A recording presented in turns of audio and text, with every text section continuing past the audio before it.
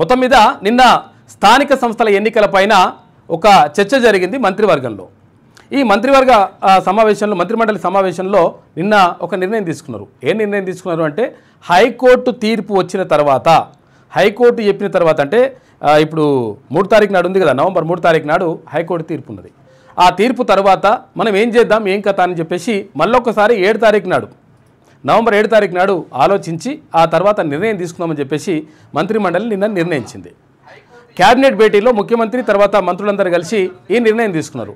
అంటే స్థానిక సంస్థల్లో బీసీలకు 42% రిజర్వేషన్లు కల్పించాలా వద్దా అనే అంశం పైన ఇంకా క్లారిటీ రాలేదు. ఒక రకంగా ఇది ఎట్టి పరిస్థితుల్లో అయ్యేది కాదు, పోయేది కాదని చెప్పేసి చాలామంది అంటే నిపుణులు అంటున్నటువంటి మాట. హైకోర్టులో కూడా చుక్కెదురయ్యే అవకాశం కనిపిస్తూ ఉంది అని చెప్పి చెప్తా ఉన్నారు. ఏది ఏమైనప్పటికీ ఇక ఆ విషయం అక్కడ పక్కకు పెట్టేసిండ్రు. తర్వాత ఇప్పుడు ప్రధానంగా జూబ్లీహిల్స్ ఎన్నికలపైన ప్రధానంగా దృష్టి సారించాలని చెప్పేసి నిర్ణయించినట్టుగా తెలుస్తూ ఉంది.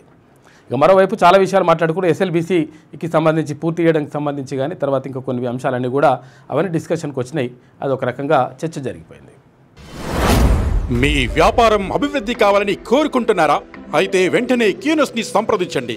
Schools, colleges, banks, shops, office promotions, land promotions, political promotions, restaurant promotions, hospital promotions, పుట్టినరోజు వేడుకలు, శుభకార్యాలు, వ్యాపారాలు ఏవైనా, సందర్భం ఏదైనా ఇప్పుడే క్యూనస్ ద్వారా తెలియజేయండి. మీ వ్యాపారాన్ని అభివృద్ధి చేసుకోండి.